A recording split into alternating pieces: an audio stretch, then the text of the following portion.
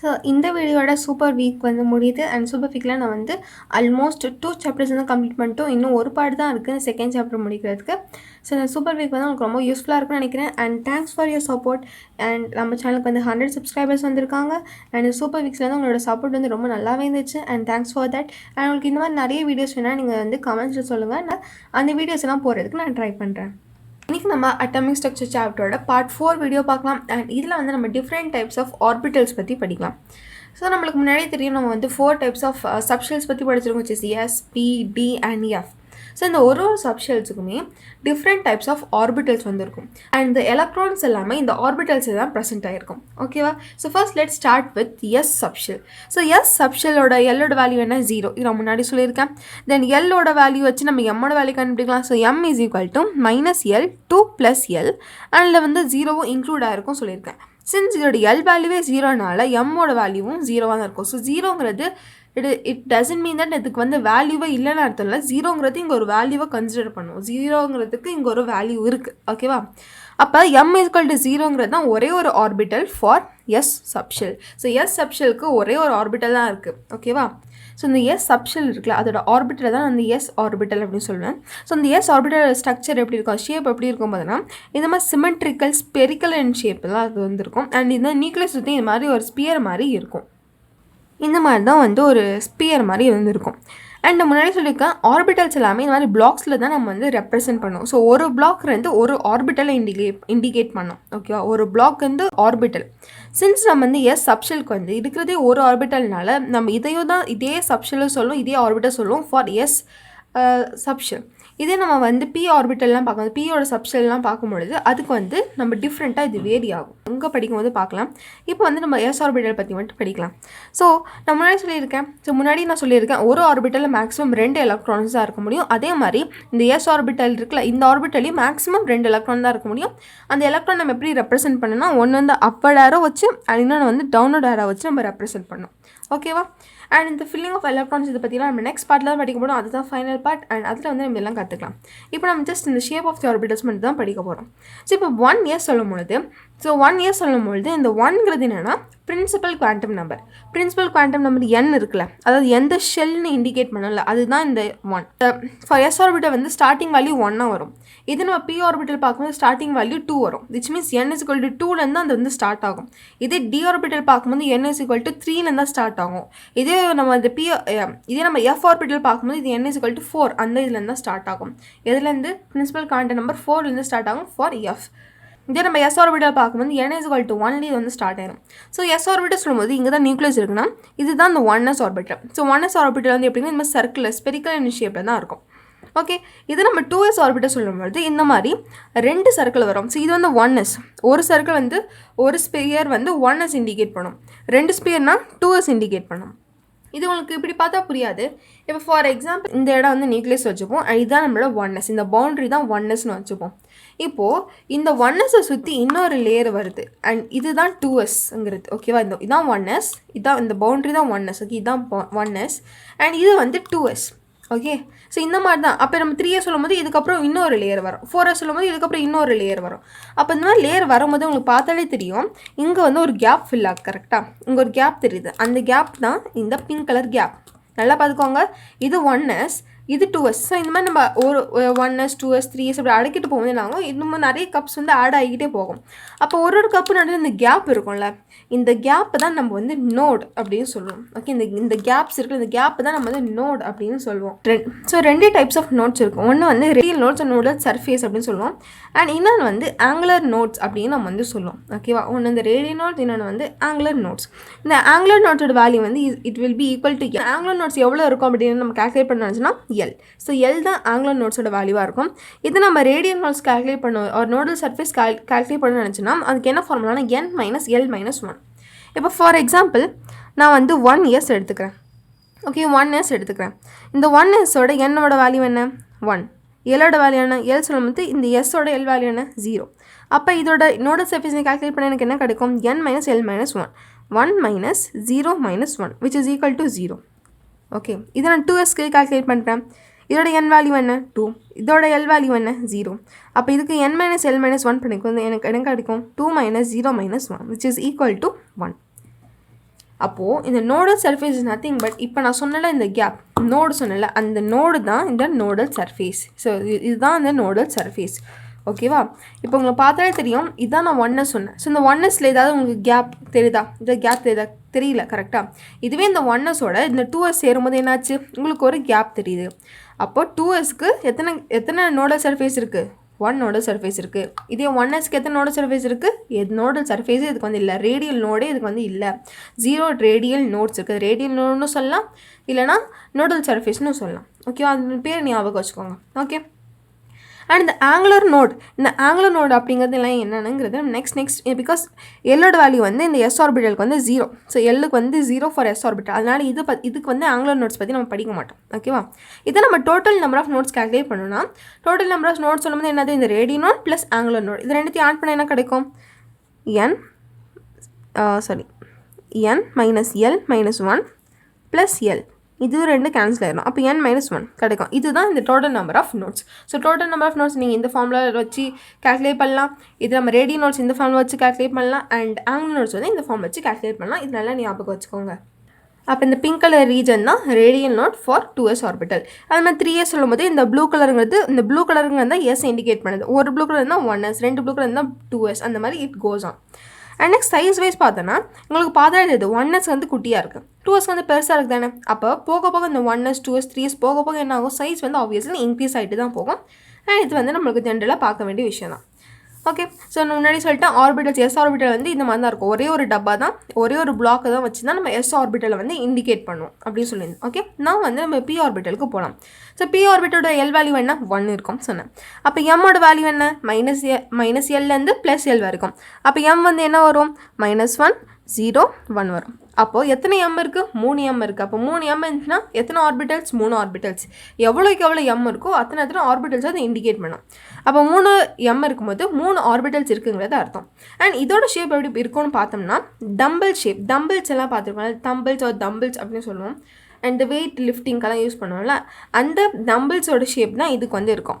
And முன்னாடி சொன்ன மாதிரி இந்த 3 பிளாக் இருக்குல்ல, இந்த 3 பிளாக்கும் ஒரு பிளாக் எதை இண்டிகேட் பண்ணுது? எஸ் ஆர்பிட்டல்ஸை இண்டிகேட் பண்ணுது. இங்கே இருக்க ஒரு பிளாக்கும் இது ஒரு ஆர்பிட்டல், இது ஒரு ஆர்பிட்டல், இது ஒரு ஆர்பிட்டல். பட் இந்த மூணுத்தையும் நான் ஹோலாக சொல்கிறேன். இந்த 3 ஆர்பிட்டல் சேர்த்து சொல்லும்போது நான் வந்து பி சப்ஷெல்னு சொல்லுவேன். இதே அந்த பி சப்ஷெல்குள்ளே எத்தனை ஆர்பிட்டல் சொல்லும்போது 3 ஆர்பிட்டல் சொல்லுவேன். புரியுது? அந்த ஹோல் பிளாக் வந்து சப்ஷெல், அதுக்குள்ளே இருக்க இந்த குட்டி டிவிஷன்ஸ், இந்த 3 டிவிஷன்ஸ் தான் வந்து நம்ம என்ன சொல்வோம்? ஆர்பிட்டல்ஸ் அப்படி சொல்வோம். ஓகேவா? இப்போ கிளியராக இருக்கும் உங்களுக்கு.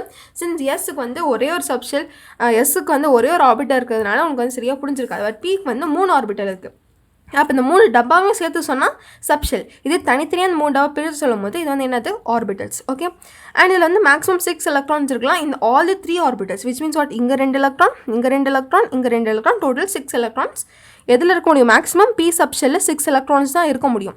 பட் ஒரு ஆர்பிட்டலில் 2 எலக்ட்ரான்ஸ். அப்போ 2 × 3 என்ன? 6. கரெக்டாக வந்துடுச்சா? இதுதான். ஸோ இந்த ஒரு ஆர்பிட்டல் இருக்குல்ல, நான் சொன்னேன் இது ஒரு ஆர்பிட்டல், இது ஒரு ஆர்பிட்டல், இது ஒரு ஆர்பிட்டல். இந்த ஒரு ஆர்பிட்டலுக்கும் ஒரு பேர் இருக்குது. இதுக்கு வந்து இங்கே பார்த்தாலே தெரியும், இதுக்கு வந்து பேர் வந்து px. நெக்ஸ்ட் வந்து pz வரும். அண்ட் அதுக்கு வந்து py வரும். ஓகேவா? ஸோ xyz அப்படி தான் சொல்லலாம். பட் இந்த z வந்து சென்டரில் வரும். ஓகே, ஞாபகம் வச்சுக்கோங்க. ஓகே. இப்போ வந்து உங்களுக்கு ஒரு கிளியராக இருக்குன்னு சொல்கிறேன். இப்போ நம்ம ஒரு காலனி எடுத்துக்கலாம். ஸோ காலனி சொல்லும் பொழுது நம்ம ஜென்ரலாக இப்போ காலனிஸ்லாம் பார்க்கும்போது என்ன இருக்கும்? காலனிஸில் நிறைய அப்பார்ட்மெண்ட்ஸ் வந்து இருக்கும். ஸோ அந்த காலனி தான் நம்மளோட ஷெல். ஸோ ஷெல்ங்கிறது கே ஷெல்லா, எம் ஷெல்லா, என் ஷெல்லா அப்படிங்கிறத இண்டிகேட் பண்ணுது. அப்போ அந்த காலனிஸ் தான் நம்மளோட ஷெல். அந்த காலனிஸில் என்ன இருக்கும்? அப்பார்ட்மெண்ட்ஸ் இருக்கும். நிறைய பெரிய அப்பார்ட்மெண்ட்ஸ் இருக்கும். அந்த ஒரு அப்பார்ட்மெண்ட்டும் என்னது? சப்ஷெல்ஸ். அந்த சப்ஷெல்ஸ் என்னவாக இருக்கலாம்? 1s இருக்கலாம், 2s இருக்கலாம், 2p இருக்கலாம், 3p இருக்கலாம், 4d இருக்கலாம், எதுவான இருக்கலாம். அந்த ஒரு அப்பார்ட்மெண்ட்டும் என்ன இண்டிகேட் பண்ணுது? ஒரு சப்ஷெல்லை வந்து இண்டிகேட் பண்ணுது. அந்த சப்ஷெல்குள்ளே இருக்கிற அந்த ஹவுஸ், ஒரு அப்பார்ட்மெண்ட் சொல்லும்போது ஒரு அப்பார்ட்மெண்ட்டில் வந்து நிறைய வீடு இருக்கும். கரெக்டாக? அந்த ஒரு வீடு எதை ரெப்ரசென்ட் பண்ணுதுன்னா ஆர்பிட்டல்ஸ். அப்போ நான் பி சப்ஷெல் பற்றி பேசுகிறேன். ஃபார் எக்ஸாம்பிள் நான் 3p சப்ஷெல் பற்றி பேசும்பொழுது அந்த அப்பார்ட்மெண்ட்டில் எத்தனை வீடு இருக்கும்? நான் முன்னாடி சொல்லியிருக்கேன், வீடுங்கிறது ஒரு ஆர்பிட்டல்ஸ் இண்டிகேட் பண்ணுது. கரெக்டாக? அப்போ எத்தனை வீடு இருக்கும்? ஃபார் பி சப்ஷெல் 3 வீடு இருக்கும். கரெக்டாக? இதுக்கிட்ட பிகாஸ் இதுக்கு வந்து 3 ஆர்பிட்டல்ஸ் இருக்குது. ஸோ இதுக்கு வந்து எத்தனை வீடு இருக்கும்? 3 வீடு இருக்கும். அப்போது எலக்ட்ரான் வந்து அந்த 3 வீடில் ஏதாவது ஒரு வீட்டில் தான் இருக்கும். ஃபார் எக்ஸாம்பிள் அந்த அப்பார்ட்மெண்ட்டில் 3 வீடு இருக்குது. ஓகே, இந்த மூணுத்தையும் சேர்த்து தான் நம்ம ஒரு அப்பார்ட்மெண்ட் ஒரு சப்ஷெல் சொல்லுவோம். அண்ட் இந்த ஒரு வீடும் ஒரு ஆர்பிட்டல்ஸ். இப்போ ஒரு எலக்ட்ரான் வந்து இந்த செகண்ட் வீட்டில் இருக்குன்னா அதோட அந்த வீட்டோட பேர், அந்த வீட்டோட பேருங்கிறது என்ன வரும்னா, ஃபார் எக்ஸாம்பிள் இது வந்து ஃபார் எக்ஸாம்பிள் இது வந்து 2p சப்ஷெல்லில் இருக்குன்னு வச்சுப்போம். இது 2p சப்ஷெல்லில் இருக்குது, 2pயோ 3pயோ இட் கேன் வேரி. ஓகேவா, 2p சப்ஷெல்லில் இருக்குது, செகண்ட் வீட்டில் இருக்குது. நான் முன்னாடி சொல்லியிருக்கேன் இது வந்து என்னது px, இது வந்து pz, இது வந்து py. அப்போ இந்த எலக்ட்ரானோட அட்ரஸ் நான் கேட்டேன், இது என்ன சொல்லும் 2pல 2p என்னது 2p தான், இது வந்து p ஆர்பிட்டல் தான். பட் எத்தனாவது p ஆர்பிட்டல் 2p. அப்போ 2pல எத்தனாவது வீட்டில் இது வந்து இருக்குது, இது வீடு பேர் என்ன pz.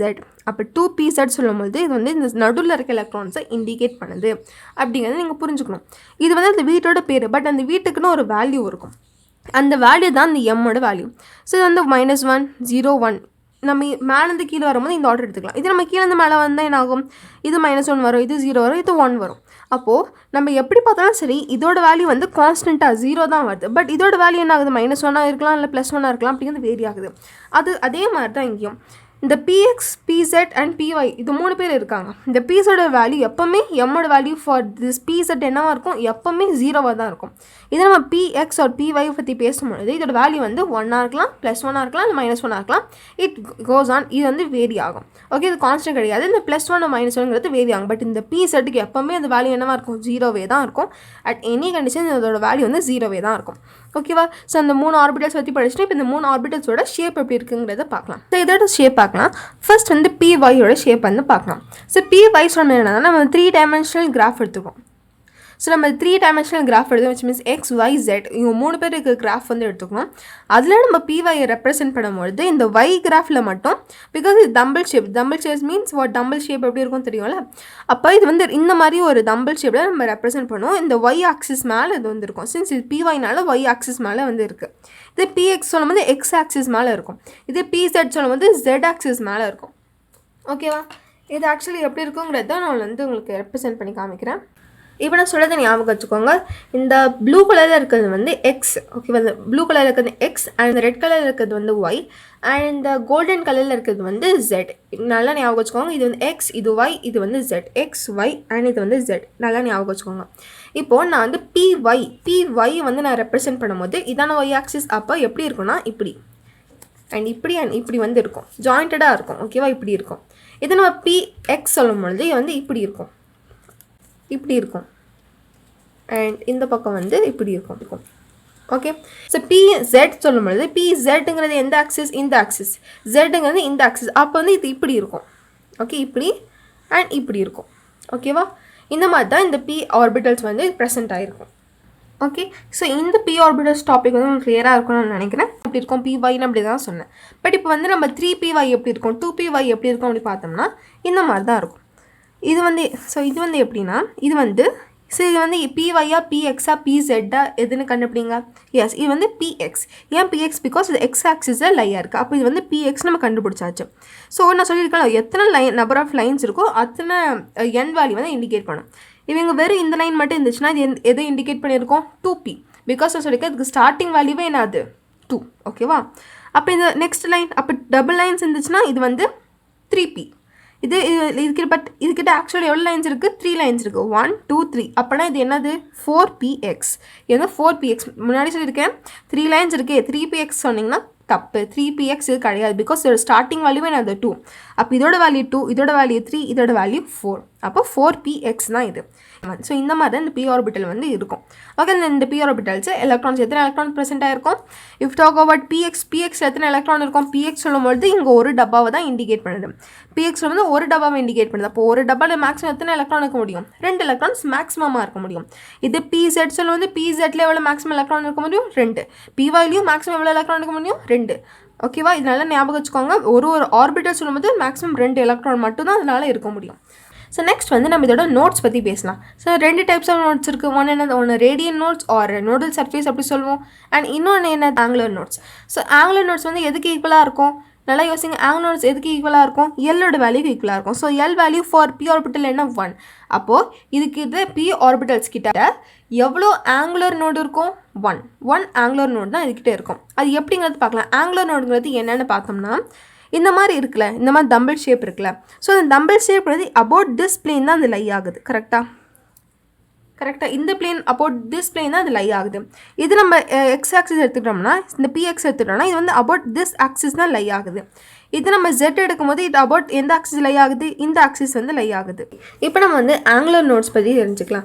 ஸோ ஆங்குலர் நோட்ஸ் வந்து பி ஆர்பிட்டல்ஸ்ல தான் ஸ்டார்ட் ஆகும். பிகாஸ் ஆங்குலர் நோட்ஸோட வேல்யூ என்ன, L. So azimuthal quantum number இந்த எல் எவ்வளோ இருக்கோ அது ஈக்குவலண்ட்டான ஆங்குலர் நோட்ஸ் வந்து இருக்கும். அப்போ ஃபார் எக்ஸாம்பிள் நம்ம பி ஆர்பிட்டல் சொல்லும்போது இதுக்கிட்ட எல்லோட வேல்யூ எவ்வளோ இருக்குது, 1. அப்போ இதோட ஆங்குலர் நோட்ஸ் எவ்வளோ இருக்கும், 1. அதே மாதிரி தான் இப்போ ஃபார் எக்ஸாம்பிள் நம்ம வந்து பிஎக்ஸ் எடுத்துக்கலாம். ஸோ இதான எக்ஸ் ஆக்சிஸ், ப்ளூ கலர் தான் எக்ஸ் ஆக்சிஸ். அப்போ இது பிஎக்ஸ் சொல்லும்போது இந்த மாதிரி தான் இருக்கும். அப்போ இந்த மாதிரி தான் பிளேஸ் ஆகும் கரெக்டாக. வித் ரெஸ்பெக்ட் டு எந்த இது வந்து பிளேஸ் ஆகிருக்கு நல்லா யோசிச்சு பாருங்கள். எந்த பிளேன் வந்து இது பிளேஸ் ஆகிருக்கு, அபவுட் திஸ் பிளேன் தான் பிளேஸ் ஆகிருக்கு கரெக்டாக. அபவுட் திஸ் பிளேன் இந்த பக்கம் இந்த மாதிரி டம்பல் இருக்கும். அபவுட் திஸ் பிளேன் வந்து தான் இப்படி பிளேஸ் ஆகிருக்கு கரெக்டாக. இந்த பிளேன் வழியாக தான் இந்த மாதிரி பிளேஸ் ஆகிருக்கு. அப்போது இந்த பிளேன் சொல்கிறேன், இந்த பிளேன் தான் அதோட ஆங்குலர் நோட். இந்த பிளேன் தான் அந்த ஆங்குலர் நோட். அப்போ இதுக்கு வந்து ஒரு ஆங்குலர் நோட் தானே வரும். இது நம்ம வந்து வேறு ஏதாவது ஒன்றுக்கு ட்ரை பண்ணி பார்க்கலாம். ஃபார் எக்ஸாம்பிள் நம்ம வந்து பிஒய் வந்து ட்ரை பண்ணி பார்க்கலாம். இதான பிஒய் ஆக்சிஸ். அப்போ இது பிஒயும் வந்து இந்த மாதிரி மேலேயும் கீழேயும் டம்பிள் ஷேப்டு ஆர்பிட்டல் வந்துருக்கும். அப்போது அபவுட் டிஸ் பிளேன் தான் இது வந்து ப்ரெசென்ட் ஆகிருக்கு. இது நம்ம பிசெட் சொல்லும்போது என்ன இருக்கும், பிஎக்ஸ் எக்ஸ். ஸோ பிசெட் வந்து இந்த ஆக்சிஸ் தான். அப்போ பிசெட் வந்து இப்படி இருக்கும். அண்ட் இதோட பிளேன் பார்க்கும்பொழுது இந்த மாதிரி இருக்கும். விச் மீன்ஸ் வாட், இது எல்லாத்துக்குமே ஒரு டிஃப்ரெண்ட் பிளேன் இருக்குது. சிலதுக்கு வந்து இந்த டேரக்ஷனில் இருக்குது, சிலது வந்து இந்த டேரக்ஷனில் இருக்குது, சிலது வந்து இந்த டேரக்ஷனில் இருக்குது. விச் மீன்ஸ் அதோட எவ்வளோ நம்பர் ஆஃப் ஆங்குலர் நோட்ஸ் இருக்குது, ஒன்லி 1 ஆங்குலர் நோட்ஸ் தான் இருக்குது. இது வந்து நம்ம அப்சர்வ் பண்ணது வந்து ஃபார்முலா யூஸ் பண்ணி என்ன ஆன்சர் வருதுங்கிறத பார்க்கலாம். ஸோ இப்போ 3pyக்கு வந்து நம்ம வந்து கால்குலேட் பண்ணலாம். ஸோ 3pyயோட n வேல்யூ என்ன, 3. ஓகே, இதோட எல் வேல்யூ என்னவாக இருக்கும், 1ஆக இருக்கும். ஸோ p ஆர்பிட்டல் சொல்லும்போது அதோட எல் வேல்யூ 1ஆக தான் இருக்கும். அண்ட் இதோட m வேல்யூ என்னவாக இருக்கலாம், -1 இருக்கலாம் இல்லை +1 வந்து இருக்கலாம். பிகாஸ் வந்து பி எக்ஸுக்கும் பிஒய்க்கு வந்து +1 ஆர் -1 ஏதாவது ஒன்று தான் அது வந்து இருக்க முடியும். ஓகே, இப்போ இதோட நோட்ஸ் கண்டுபிடிக்கலாம். ஃபர்ஸ்ட் வந்து நம்ம ரேடியன் நோட்ஸ் கண்டுபிடிக்கலாம். ஸோ ரேடியன் நோட்ஸ் எப்படி கண்டுபிடிக்கலாம், என்ன ஃபார்முலா, n - l - 1. அப்போ என்னோட வேல்யூ என்ன, 3. 3 - 1 - 1 என்ன கிடைக்கும், 1 கிடைக்கும். அப்போ இதுக்கிட்ட எவ்வளோ ரேடியன் நோட்ஸ் இருக்குது, ஒன்லி 1 ரேடியன் நோட்ஸ் இருக்குது. தெரிஞ்ச ஆங்குலர் நோட்ஸ் கண்டுபிடிக்கலாம். ஆங்குலர் நோட்ஸோட வேல்யூ எப்பவுமே ஃபார் பி ஆர்பிட்டல்ஸ் வந்து கான்ஸ்டன்ட்டாக தான் வரும், which is equal to L. So எல்லோட வேல்யூ இதுக்கு என்னது, 1. ஸோ 1 தான் இதோட ஆங்குலர் நோட்ஸ். ஸோ இந்த ஆங்குலர் நோட்ஸ் வந்து எல்லாம் பிஒய்யாக இருக்கட்டும், 3pyயாக இருக்கட்டும், இல்லை 4pyயாக இருக்கட்டும், எது வேணா இருக்கட்டும், அந்த வேல்யூ வந்து 1ஆக தான் இருக்கும். இப்போ வந்து நம்ம இந்த 4pxோட வேல்யூ வந்து கண்டுபிடிக்கலாம். இது வந்து 2px, இது வந்து 3px, இது வந்து 4px. அப்போ இது நடுவில் பார்த்தீங்கன்னா உங்களுக்கு நிறைய கேப் தெரியுது. ஸோ அந்த கேப்புங்கிறது நீங்கள் இந்த கேப் கணக்கு எடுத்துக்கூடாது. அது மீன்ஸ் இந்த 2 ஆரஞ்சு கலருக்கு நடுவில் இருக்க கேப். ஓகேவா, இதோட ஹோல் ஸ்ட்ரக்சரே இந்த மாதிரி தான், டம்பிள் ஸ்ட்ரக்சர் தான். அதனால தான் நான் ஒரு பக்கம் வச்சு எக்ஸாம்பிள் சொல்கிறேன். ஓகே, அந்த பக்கம் எடுத்தாலும் சேம் திங் தான். பிகாஸ் இவன் சிமெட்ரிக்கல் டம்பிள் ஷேப் தான் அதுக்கு வந்து இருக்குது. அப்போ இந்த 2 ஆரஞ்சு கலர் நடுவில் இருக்கிற அந்த கேப் பாருங்கள். ஃபார் எக்ஸாம்பிள் இந்த 4pxக்கு எத்தனை ரேடியல் நோட்ஸ் இருக்குது, இந்த கேப் இருக்குதுல்ல அதான ரேடியல் நோட்ஸ். அப்போ இந்த 4pxக்கு எத்தனை ரேடியல் நோட்ஸ் இருக்குது பாருங்கள், 1 2. அப்போ 2 ரேடியன் நோட்ஸ் இருக்குது, 2 ரேடியன் நோட்ஸ் இருக்குது. இது நான் நோட் பண்ணிக்கோங்க.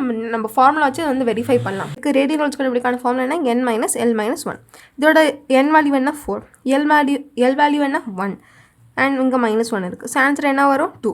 So correct. அப்போ நம்ம இந்த ஃபார்முலா யூஸ் பண்ணாலும் இது ஆன்சர் தான் வருது. நம்ம டேரெக்டாக டயக்ராம் பார்த்தாலும் இந்த ஆன்சர் வருது.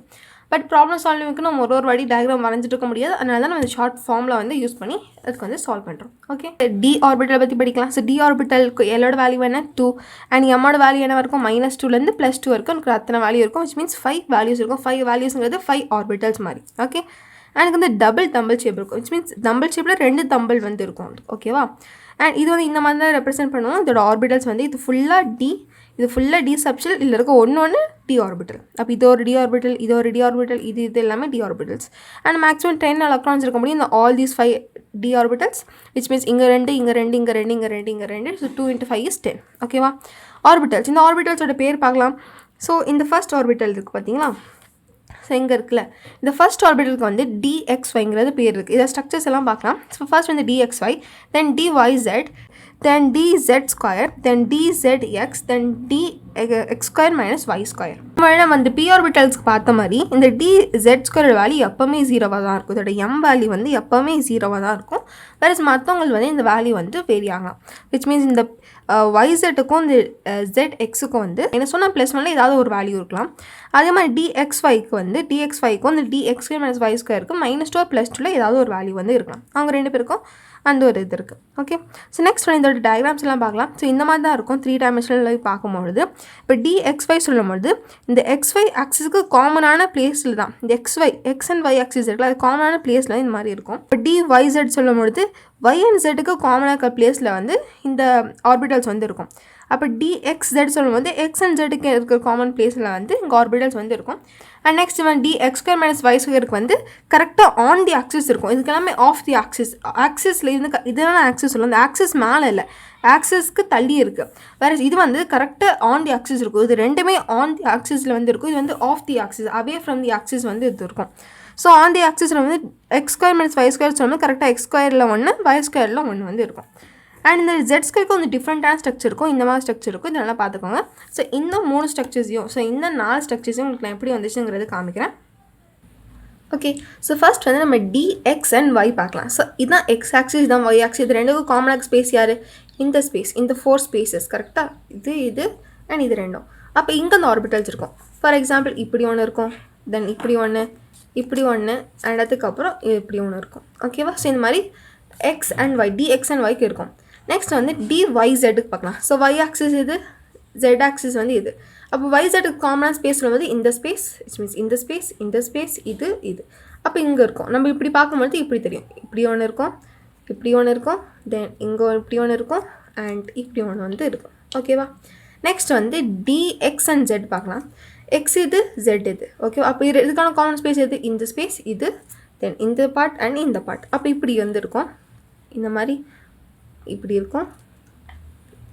அவங்களுக்கு காமனான ஸ்பேஸஸில் வந்து ஆர்பிட்டல்ஸ் வந்து இந்த 4 இந்த d ஆர்பிட்டல்ஸ் வந்து ப்ரெசென்ட் ஆகிருக்கும். ஓகேவா?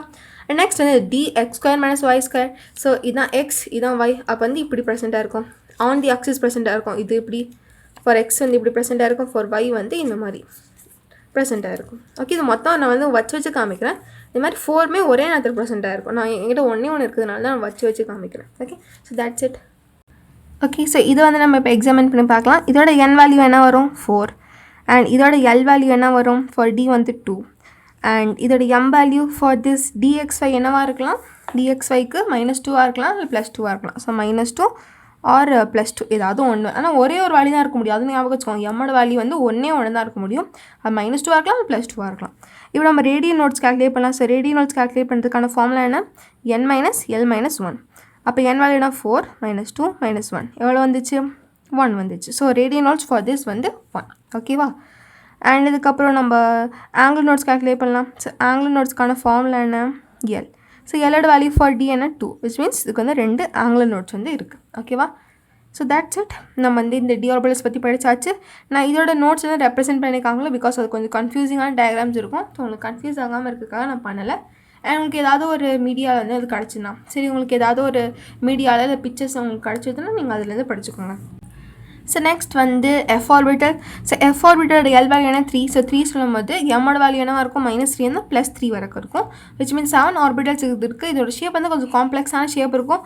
அண்ட் இதுக்கு 7 ஆர்பிட்டல்ஸ் இருக்கும். 1 2 3 4 5 6 7 ஆர்பிட்டல்ஸ் இருக்குது, பார்த்துக்கோங்க. அண்ட் இதோட நேம்ஸ் எல்லாம் நான் எதுவுமே சொல்லலை. உங்களுக்கு வேணால் நீங்கள் வந்து தனியாக ஸ்டடி NCERTயில் இருக்கும், அதை நீங்கள் பார்த்து ஸ்டடி பண்ணிக்கோங்க. நான் அந்த பேர்லாம் சொல்ல. தென் மேக்ஸிமம் 14 எலக்ட்ரான்ஸ் இருக்கும் இந்த ஆல் தி 7 ஆர்பிட்டல்ஸ் சேர்த்து மொத்தமாக 14 எலக்ட்ரான்ஸ் இருக்கும். விச் மீன்ஸ் இங்கே 2 7 ஆர்பிட்டல்ஸ்லையும் 2 எலக்ட்ரான்ஸ் இருக்கும். 7 × 2 என்ன? 14 எலக்ட்ரான்ஸ் வந்து மொத்தமாக இந்த F சப்ஷெல்லில் வந்து இருக்கும். ஓகே, ஸோ நம்ம ஃபைனலி இந்த எல்லா குவாண்டம் நம்பர்ஸ் வந்து இது மொத்தமாக வந்து நம்ம கேல்குலேட் பண்ணலாம். 3dz² இருக்குது. அண்ட் இதை பற்றி நம்ம டீட்டெயிலாக படிக்கலாம். இதோட n வேல்யூ என்ன? 3. இதோட l வேல்யூ என்ன? 2.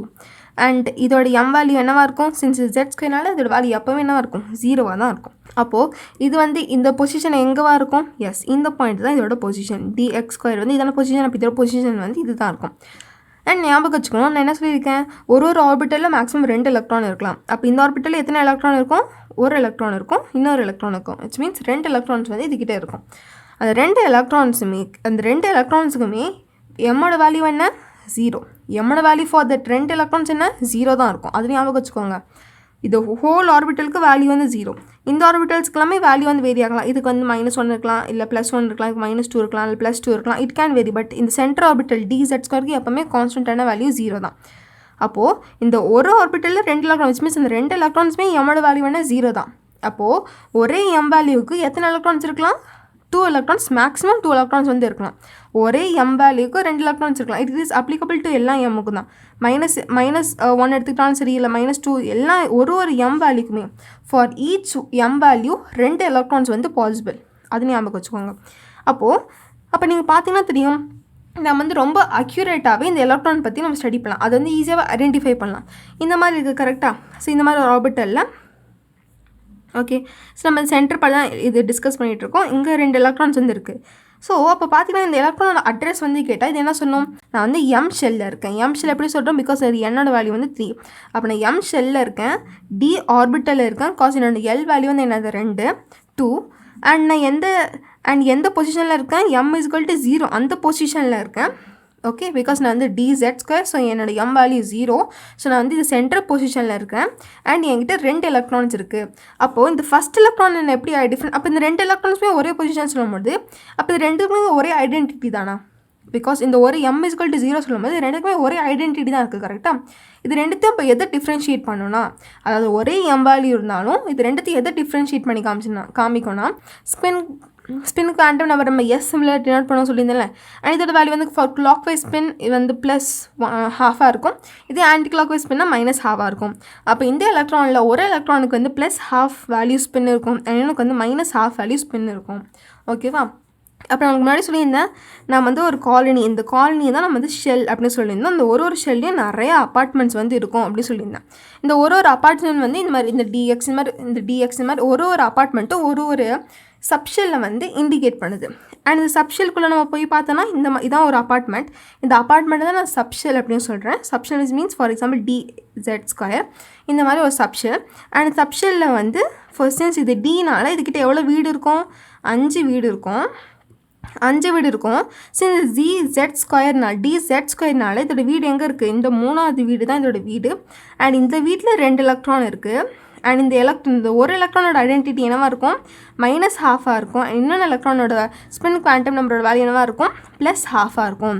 ஸோ இப்படி தான் நான் எலக்ட்ரானை வந்து டிஃப்ரென்ஷியேட் பண்ணுவேன் யூஸிங் தி குவாண்டம் நம்பர்ஸ். எலக்ட்ரானை வந்து நம்ம எப்படி டிஃப்ரென்ஷியேட் பண்ணலாம் அப்படிங்கிறது அந்த காலனி எக்ஸாம்பிள் வந்து சொன்னால் உங்களுக்கு அது பிடிக்கலாம், நீங்கள் அதை படிக்காதீங்க. நான் சொன்னது மட்டும் நீங்கள் ஞாபகம் வச்சுக்கோங்க. ஸோ அப்போ அதோட 4 குவாண்டம் நம்பர்ஸ் வேல்யூ தெரிஞ்சால் போதும். ஏன்னா இந்த n, L, M and S இந்த 4 குவாண்டம் நம்பர்ஸோட வேல்யூ தெரிஞ்சால் போதும், அதோட வீட்டு அட்ரஸ் வரைக்கும் நம்மளால் கண்டுபிடிக்க முடியும். ஸோ அந்த அளவுக்கு இம்பார்ட்டன்டான குவாண்டம் நம்பர். இதுக்கு தான் சொன்னால் இது வந்து நம்ம ஆதார் கார்டு மாதிரி நம்மளோட எல்லா டீட்டெயில்ஸும் வந்து கண்டுபிடிக்கலாம். அதே மாதிரி எலக்ட்ரான் பற்றி தானே பேசுகிறோம். அப்போ எலக்ட்ரான்ஸோட எல்லா டீட்டெயில்ஸ் பற்றியும் அதோட குவாண்டம் நம்பர்ஸ் 4 குவாண்டம் நம்பர் வச்சு கண்டுபிடிக்கலாம். ஓகேவா? ஸோ இப்போ நம்ம இதுக்கு ரிலேட்டடான சில ப்ராப்ளம்ஸ் வந்து சால்வ் பண்ணலாம். அண்ட் அதுக்கு முன்னாடி இந்த ஷேப்ஸ்லாம் வெட்டி ஞாபகம் வச்சுக்கோங்க. இது வேணால் அவங்க ஸ்க்ரீன்ஷாட் கூட எடுத்துக்கோங்க. Okay, the first sum. What is the maximum number of electrons that can be associated with the following set of quantum numbers? அதாவது எவ்வளோ மேக்ஸிமம் நம்பர் ஆஃப் எலக்ட்ரான்ஸ் வந்து இந்த குவாண்டம் நம்பர், இந்த ஃபாலோயிங் செட் ஆஃப் குவாண்டம் நம்பருக்கு இருக்க முடியும், இந்த quantum number வச்சு எத்தனை எலக்ட்ரான்ஸ் வந்து இருக்க முடியுங்கிறது கேட்குறாங்க. ஸோ அவங்க குவாண்டம் நம்பர் பார்த்தா தெரியும். என்னோட வேல்யூ வந்து ஒன்று கொடுத்துருக்காங்க. என்னோட வேல்யூ 3. தென் எல்லோட வேல்யூ வந்து எல்லோட வேல்யூ வந்து 1. ஸோ 1 சொல்லி பி ஆர்பிட்டல் இண்டிகேட் பண்ணுதுன்னு அர்த்தம். அண்ட் இதோட எம் வேல்யூ வந்து -1. ஸோ நான் முன்னாடி சொல்லியிருக்கேன், ஒரு எம் வேல்யூக்கு ஃபார் எக்ஸாம்பிள் எம்மோட வேல்யூ -1னா இந்த எம் வேல்யூக்கு மேக்ஸிமம் எத்தனை எலக்ட்ரான்ஸ் இருக்க முடியும்? 2 எலக்ட்ரான்ஸ் இருக்க முடியும். அண்ட் அந்த 2 எலக்ட்ரான்ஸ் நம்ம எப்படி டிஃப்ரென்ஷியேட் பண்ணலாம்? By its spin quantum number. அப்போது ஒரே எம் வேல்யூக்கு எத்தனை எலக்ட்ரான் இருக்க முடியும்? 2 எலக்ட்ரான் இருக்க முடியும். அதுக்கு ஆன்சர் என்ன வரும்? Option A. ஓகேவா?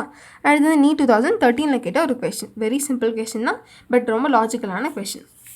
நெக்ஸ்ட் கொஷின் பார்க்கலாம். What is the maximum number of orbitals? நல்லா கவனிச்சுக்கோங்க. maximum number of orbitals that can be identified with the following quantum number. எவ்வளோ ஆர்பிட்டல்ஸே இந்த குவாண்டம் நம்பர் வச்சு நம்ம ஐடென்டிஃபை பண்ணணும்னு கேட்டிருக்காங்க. அப்போ என்னோட வேல்யூ 3 சொல்லியிருக்காங்க, அதே எல்லோட வேல்யூ வந்து 1 சொல்லியிருக்காங்க. அண்ட் எம்மோட வேல்யூ 0 சொல்லியிருக்காங்க. ஸோ எம்மோட வேல்யூ 0 சொல்லும்போது PZ அப்படின்னு நமக்கு தெரியும். அப்போது நம்ம முன்னாடி சொல்லியிருக்க ஒரே எம் வேல்யூக்கு எத்தனை எலக்ட்ரான்ஸ் இருக்க முடியும்? 2 எலக்ட்ரான்ஸ் இருக்க முடியும். பட் எத்தனை ஆர்பிட்டல் தான் நம்ம கொஷின், எத்தனை ஆர்பிட்டல் இருக்க முடியும்? ஒரே ஒரு ஆர்பிட்டல். கரெக்டாக?